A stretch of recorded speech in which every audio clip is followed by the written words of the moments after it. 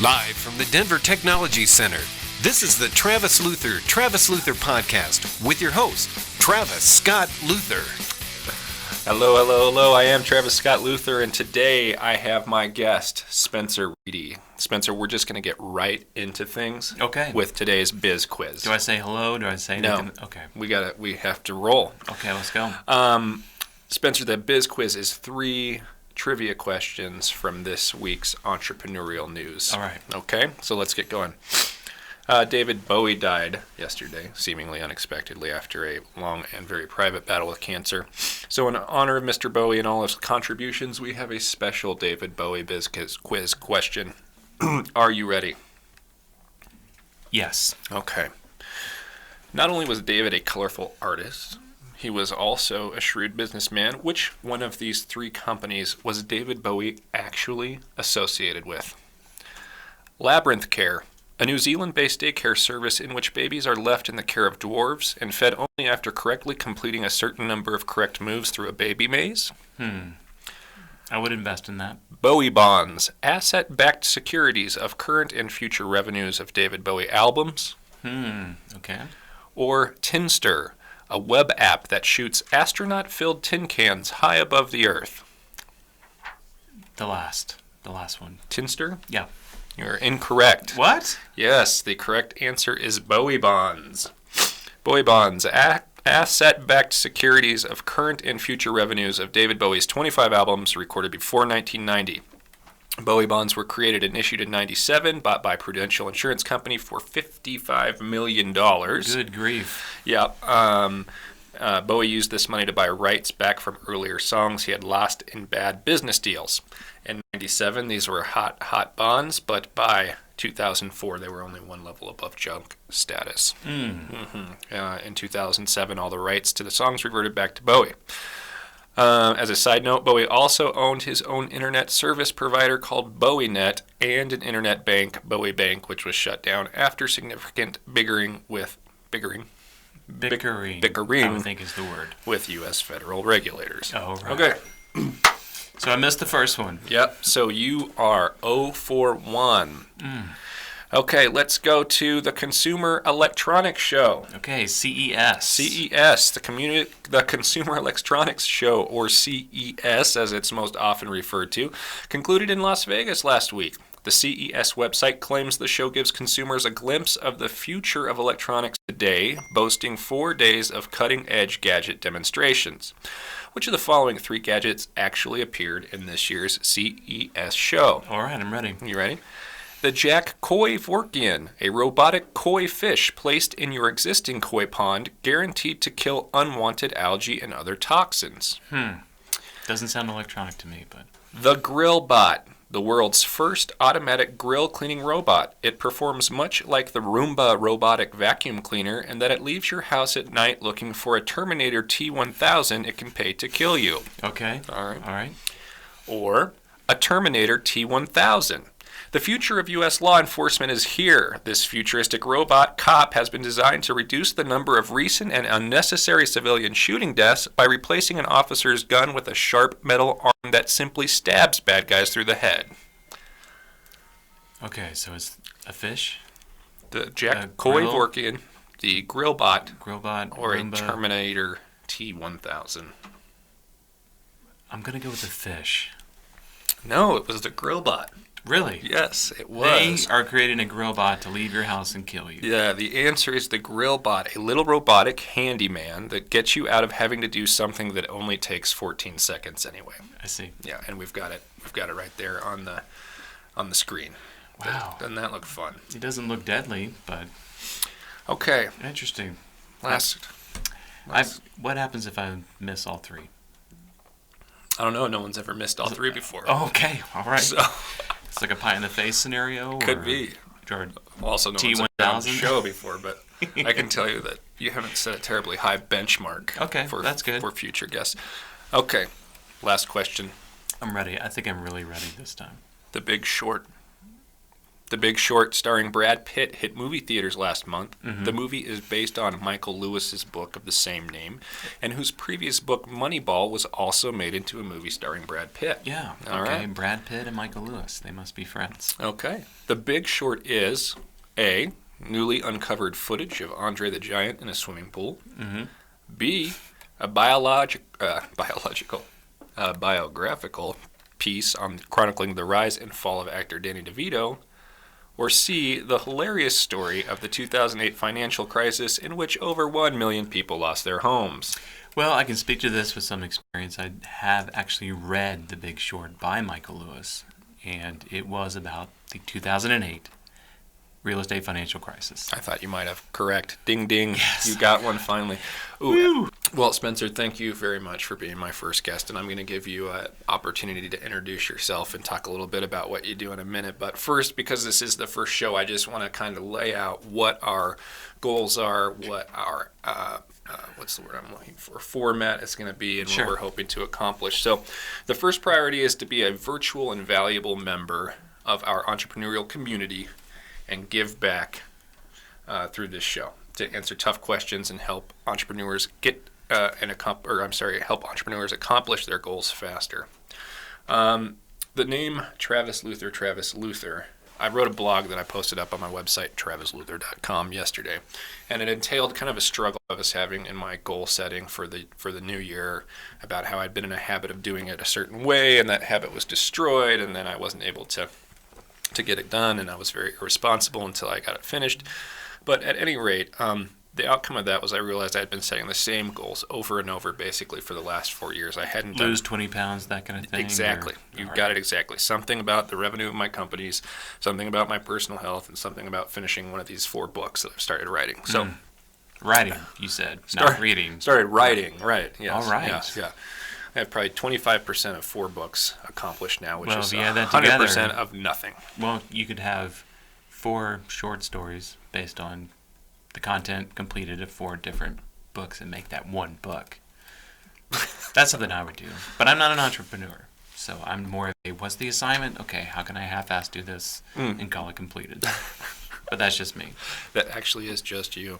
Yeah. All right, so back to my story. Yes, sorry. One of the questions that I got a lot from my students, and I will remind you that I taught entrepreneurship at Yes. the university level for nearly 4 years. I think you've mentioned it before. One of the questions that I got from a lot of my students is, in your opinion, what is an entrepreneur, right? Mm-hmm. And what I would always answer back is, an entrepreneur isn't necessarily someone who's a bazillionaire, right, or has a company that they take public, but it's someone who is focused on an enterprise, meaning that they're trying to build something that's greater than themselves. So, for example, in my company here, when I first started, I was the first employee, and all of the business was dictated by my activity, and I was responsible for everything in the business.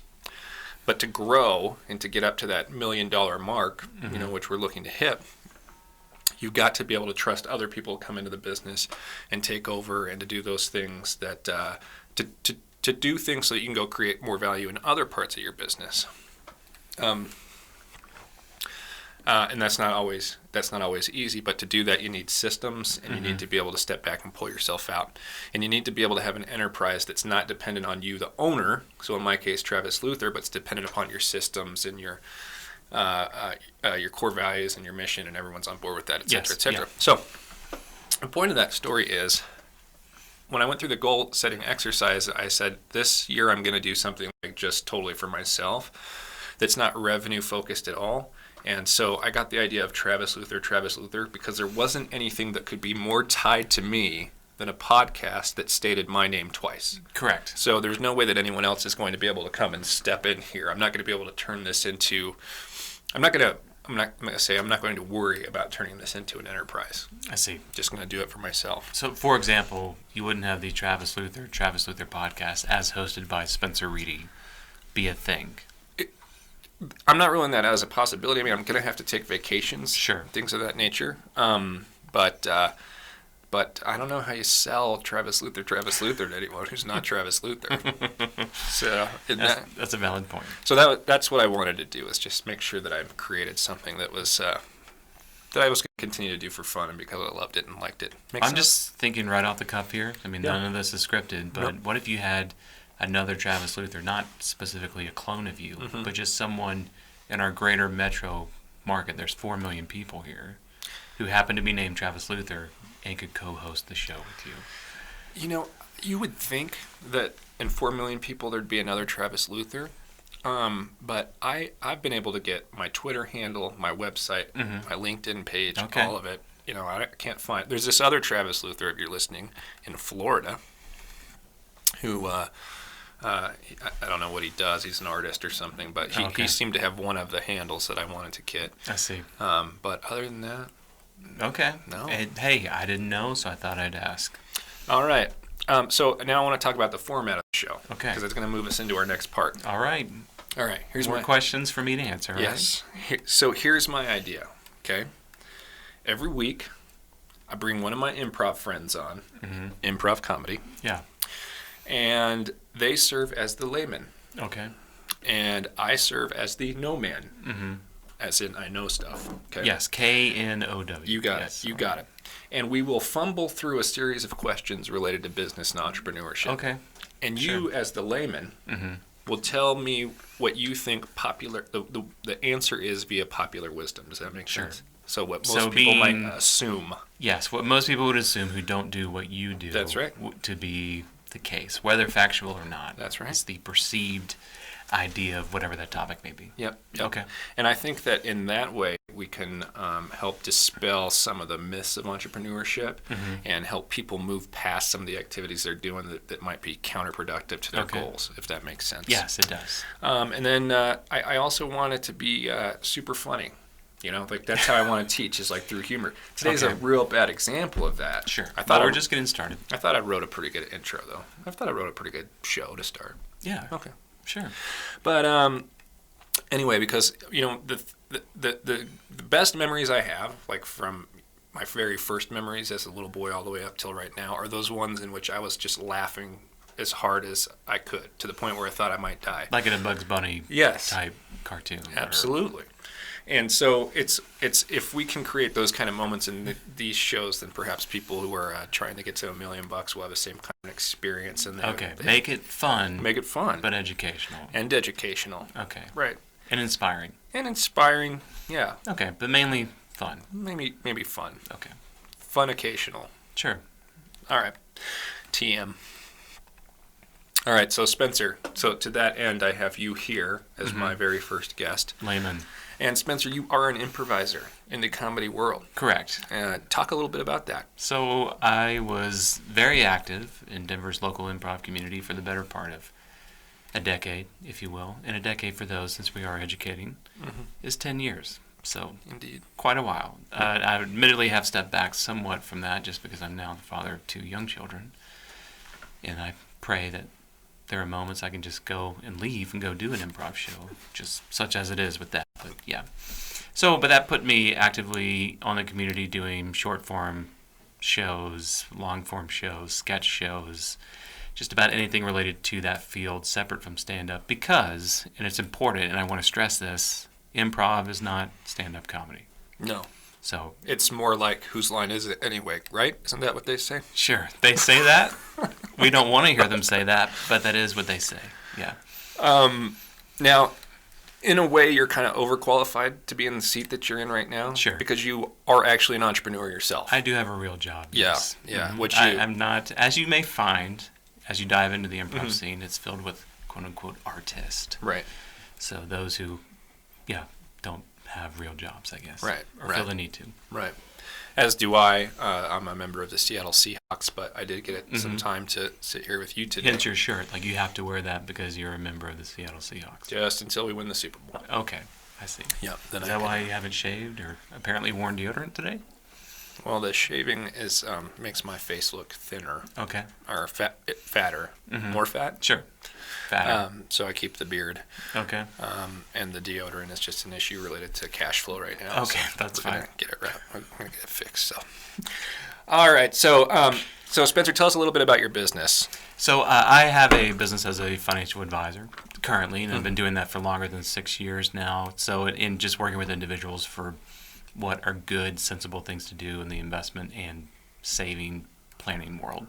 Previous experience to that was a little bit of time in banking, a lot of time in retail, managing other people's business from that side in 3 separate capacities, and in addition to small time in health orthopedic sales. So always was more business inclined, practically inclined, wasn't going to just quit, move to Chicago, live out of a box and be an improviser. I always needed to know where my next paycheck was coming from. So Right. yeah. Right. And that's part of the reason I like having you here and having a relationship with you is because you and I have completely different perspectives on what to do with money. Yes. That would be a very accurate statement. That would be the most accurate statement on this entire show. So that being said, let's get some bad advice right off the bat here. What's your number one recommendation to a young person who has just come into some money? For someone who's just come into some money, well, I mean, this is the really nerdy side of things. Because I do this on a regular basis, there's a series of questions I'm asking in that scenario. I can't just answer it point blank as you asked it. Okay. So what is their debt situation? What is their future income situation? What is their current income situation? How much money, how far can this money go? What do they want this money to do? What's the Powerball at? Correct. Well, Powerball currently is, I think, as it was surmised, is 1.3 billion. That's right. I drove by a billboard for the lotto this morning, and it only had 3 digits, so it was maxed out at 999. Yeah, so someone coming in, an individual wins the lotto. They're going to have $800 million. So they would be in the 1% of 1% of all the U.S. Wow. Americans. That'd be great. Yeah. Okay, well, we haven't been terribly helpful to entrepreneurs yet. Sure. No. But let's get into it. And we're going to roll with Layman, No Man. Okay. 3 tweeted questions from our viewers. All right. Roll that, Ken. Kendra from Fort Collins asks, what are some better ways to prospect for new clients? Hey, great question, Kendra. And you, Spencer, may even be the guy to answer that because that's, I know, a big part of your business, and I know a complaint that you had about coming here today was that you had specific prospecting goals, and I'm sure part of your answer Correct. is going to be related to quantifying those. But so what are some better ways to prospect for new clients? Anything that you've tried that's been successful, and anything that you've realized is terribly unsuccessful? I've learned to speak to the unsuccessful part. I had a bad experience with quote unquote a networking group. So you have like-minded small business individuals meeting on a weekly basis or bi-weekly basis to drum up leads for different businesses. So you join this group knowing that you have people who are going to be advocates for your business, and hopefully you'll be an advocate for their business. You get to know them over time, et cetera, et cetera. That was not the experience as build that I had. So a lot of times it's more of an organization just trying to raise money for what it is that they do, which is to set up networking groups and charge weekly, monthly dues to do that. I haven't seen, at least for my type of business, any referrals come from a 2-year membership in one of those organizations. So it's not, my experience would just be it's not as advertised. So if you feel like you're spending good money to generate good leads, there's a lot more effort involved on your part than what leaving it to the fate of others to do that. So that being said, anything you can do to be proactive, to seek contacts and advertising your business to those, either directly to individuals or marketing of some kind, has been my experience the best way to have a direct impact on your own business. So if you have a good social network, if you've got a network of businesses that complement your business, would be probably the best way to go, as opposed to just a straight networking group who you've got people selling the probiotic pill or business cards or things, DVD to MP3, which is businesses that are more or less going obsolete. So Right. So any one specific strategy that's been most successful for you? most successful for me was really just direct prospecting. Right. So, So not so much. So what about this? What about like cold calls and volume? To speak to that, the cold calls aren't necessarily cold calls in this age, as maybe they would have been even 15 years from me coming out of college. Like, because of the no-call lists that each state has and are pretty heavily regulated, you can't just go into a phone book, which you may have as a doorstopper at this point for where those things have gone, and just start dialing and asking for business. So more of that comes from being involved if you're just finding yourself in front of people, being able to speak at different events. In my experience, is just simply, from campaigns going door to door, literally door to door, in residential neighborhoods, and just simply introducing yourself that way.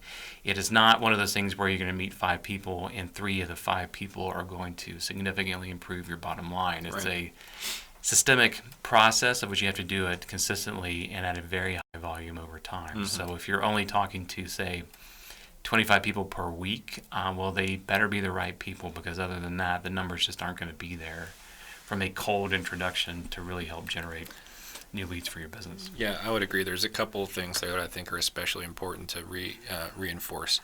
One is that the prospecting absolutely has to be consistent and quantifiable. I mean, you got to set a goal for what you're going to do, and you have to do that long term. Correct. I think what a lot of people do, myself included, when I first started my business, those first couple sales are really hard. You get those first couple of sales, then you get those first couple referrals. Once you have those first couple sales and those first couple referrals, you start to feel a little comfortable. Yes.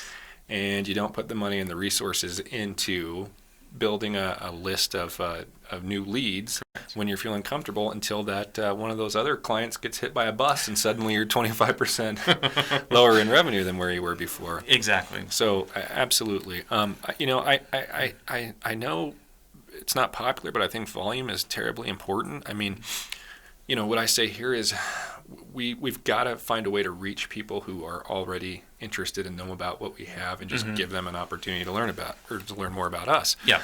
And you just, I don't know, how do you know who those people are without just picking up the phone and calling as many of them as you possibly can? Sure. Any way that you find that you're putting yourself in front of new people is an opportunity. It's one form of prospecting or another. But to just sit in your office or sit in your home, where it is you've started your business, and waiting for people to come to you, or the 10 friends that you talked about at your Super Bowl party and seemed really excited about it, to just start flooding your inbox with new people for you to talk to. That's a pipe dream.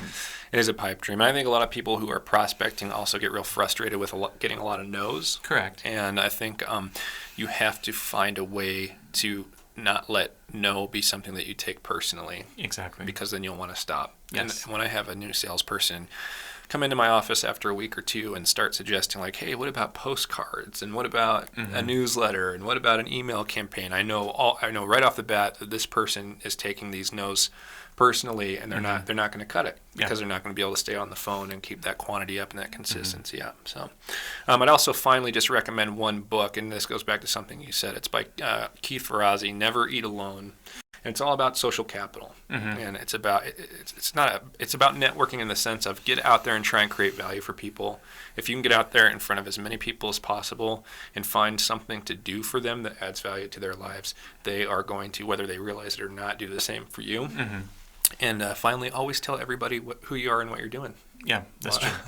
I have created new relationships just from being at a party and knowing what to do when somebody expressed interest. I didn't bombard that person with, please let me call you, please do business with me. It was more of, well, why is that interesting to you? How could I help you? What is it you're looking for in that area? And then you ask for permission to contact again. Yep. If it's coffee, if it's happy hour, if it's lunch, for something that's a casual setting, instead of, can I have 45 minutes of your time tomorrow at your home for XYZ? Maybe not the best approach, but yeah, I've seen that social capital piece has worked some effect in my own business. Yeah, out of everything that we do, those referrals, that social capital, those relationships that we've built, yes, it's number one. It's number one for revenue. Okay, question number 2. Dave in Denver asks, How do you know when it's time to bring on an employee? Well, good question, Dave. I'll start this answer if you Sure. don't mind. No, please do. I really don't have an employee, so yeah. You have an employee. Well, I have She sends me employee. cards. Yes. on I have my a birthday employee. and Christmas. I don't have staff, though. Well,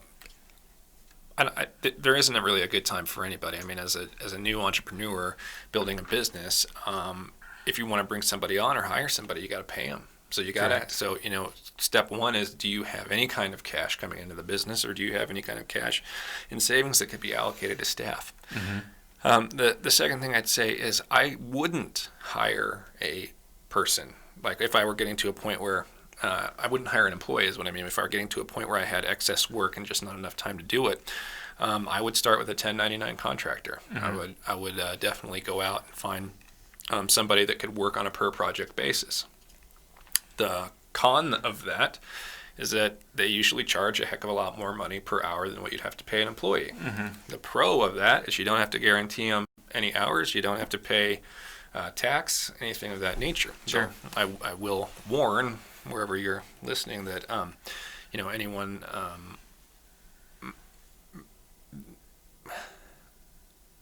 shit. This is live, okay? Just be real. I was going to get too advanced for the question. I see. Well, if I could speak to this a little bit, if I may. Sure. So there are revenue-generating activities within your business, and there are non-revenue-generating activities in your business. That doesn't mean that those non-revenue-generating activities are non-essential. I'm using non a lot. So if it gets to the point of which you know that those essential activities that may not be creating revenue to the bottom line are taking too much of your time, that therefore you could best define how do you get those jobs and tasks filled at a reasonable price for that employee that allows you to continue to do the work that you know is driving revenue to help your business sustain itself in addition to grow. Exactly. So I can't quantify that number. There's no magic number because it all is going to vary from business to business. But it's kind of when you're in that boat where you're at the end of the day. It's like I don't have time to finish what I've been asked to do today, and much less what's going to come to me before the end of the week, the end of the month, etc. So yeah, that's a good evaluation period, I think. I think that's an awesome evaluation. I mean, I think of the term opportunity cost. Do you know what opportunity cost it means? No. Okay. Well, opportunity cost is basically like what's the cost that you're giving up for an opportunity. Okay. For example, like I'm paying up front for $1,000 Mary Kay kit, that kind of thing. No. I'm paying for an opportunity. No. Okay. You go to college, you forfeit the opportunity to work full time in the labor force for 4 years. Most people, anyway. Yeah, well, depends on what you call work. If it's 12-ounce curls, that's kind of work too, right? So you go to college for 4 years and you forego the opportunity to work in the labor market. Yes. Let's just pretend that you get out of high school, and I don't know what the high school diploma wage is, but let's call it $20,000 a year. Okay, seems reasonable. All right, and you do college in 4 years. That's $80,000. So your opportunity cost to go to college is you've forfeited $80,000 in potential earnings. In potential earnings. Not to speak to the student debt you're probably taking on. That's probably a different. Right. Yeah. Let's not even talk about the student debt. No, so the student debt is another opportunity cost. Correct.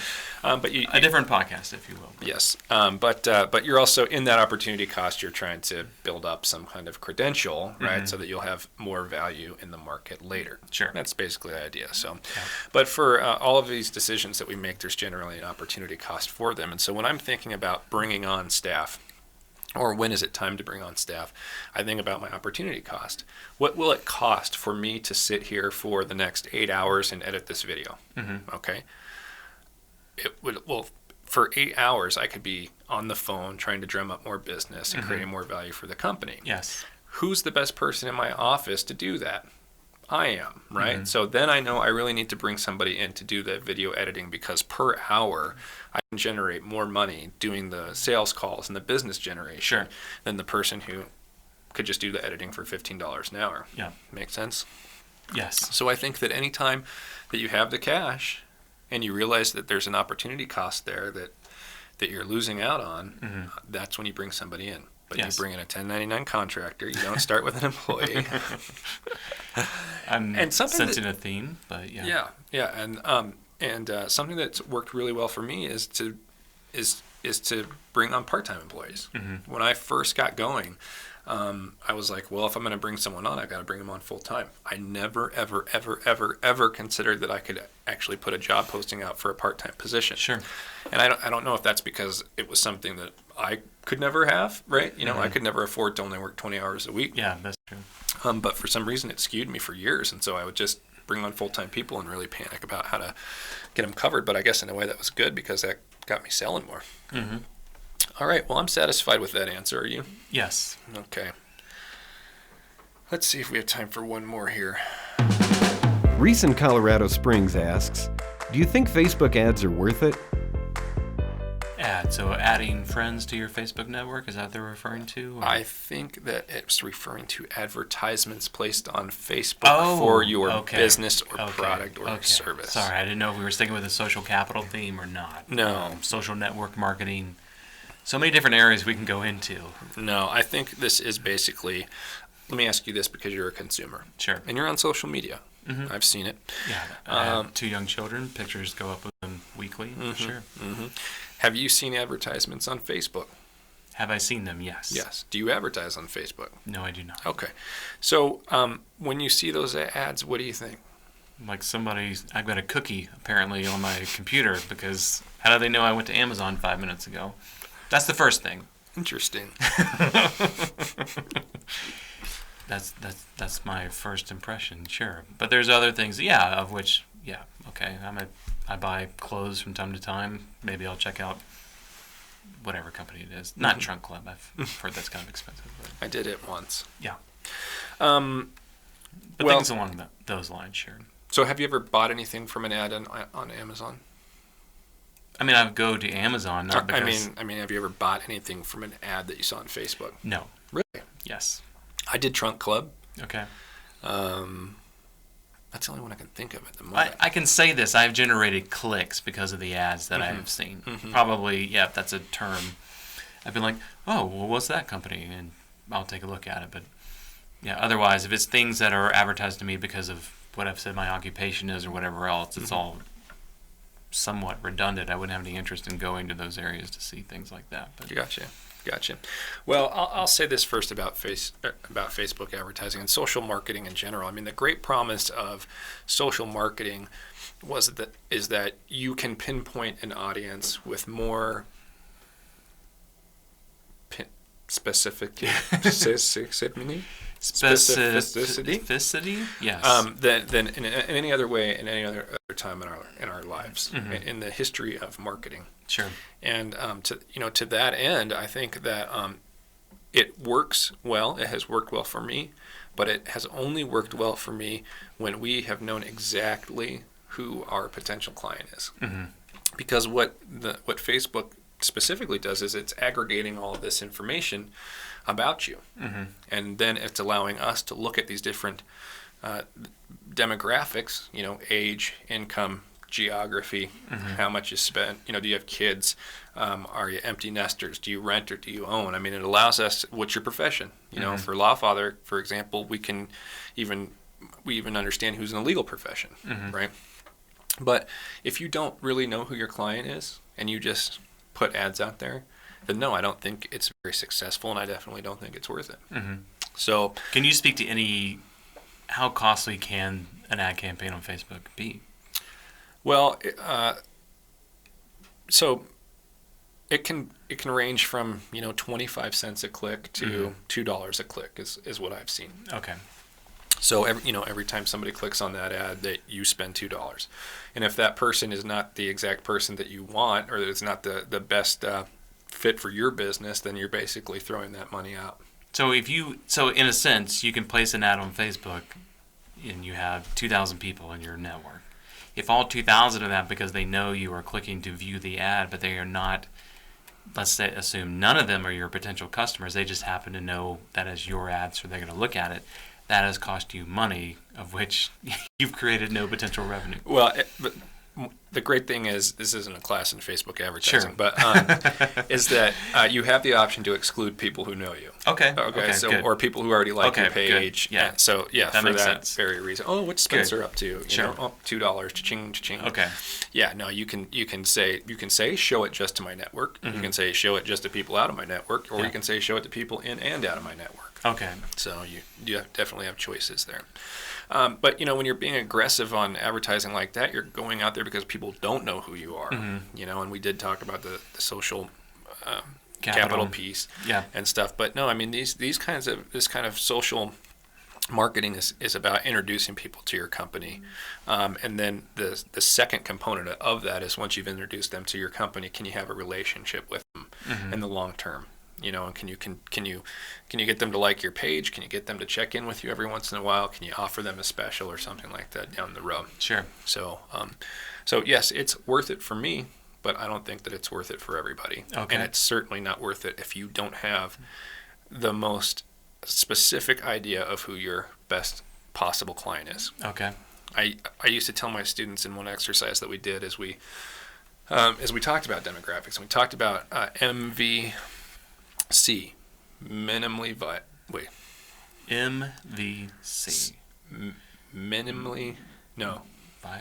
viable vegetable mixed vegetable compote. Yeah. Or mixed vegetable combo. You're at Panda Express. MVC, most valuable client. So I said, okay. MVC. And what I said is everyone had to sit there and stare at the door right in the back of the classroom. And everyone was going to have to tell me the person who walked in, and they were going to have to describe that person as their most viable customer right there in that moment. And they had to tell me what kind of shoes they were wearing, what were they dressed like, what did they look like, how did they do their hair, were they carrying a purse, did they have a wallet, Sure. Did they have a hat, did they have a coat, what kind of coat? I mean, to really build this really, really vivid persona of who is that person that's going to be the first one to buy your product. And if you can explain that person and you understand who they are, then by that time, yes, Facebook ads are perfect for you. Okay. But until you know in your soul of souls who's the best person to buy your stuff, You might as well just do a bus bench. you might as well go to the parking lot at King Soopers or Safeway and just plaster your little financial advisor posters on everyone's windshield. Okay. Anything else you'd like to add? I can't speak to that specifically. Okay.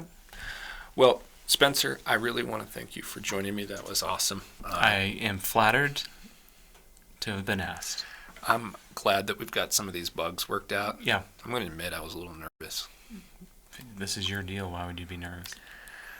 I just want to be loved. I never got nervous, to be honest with you. I just didn't know what to do with my hands. Hey, listeners, just remember that whatever you're going through, whatever your challenge is, someone has been there before and figured it out. I'd just like to help you figure it out quick so that we can get your business to $1 million fast. I thank you so much for making me a part of your journey, and we'll see you next time. You've been listening to the Travis Luther podcast. Stay connected through our Facebook page at facebook.com/Travis Scott Luther, our website at www.travisluther.com, and through Twitter at Travis Luther. Make sure to subscribe to our podcast on iTunes and leave a review. Thanks for joining us, and we'll see you next time.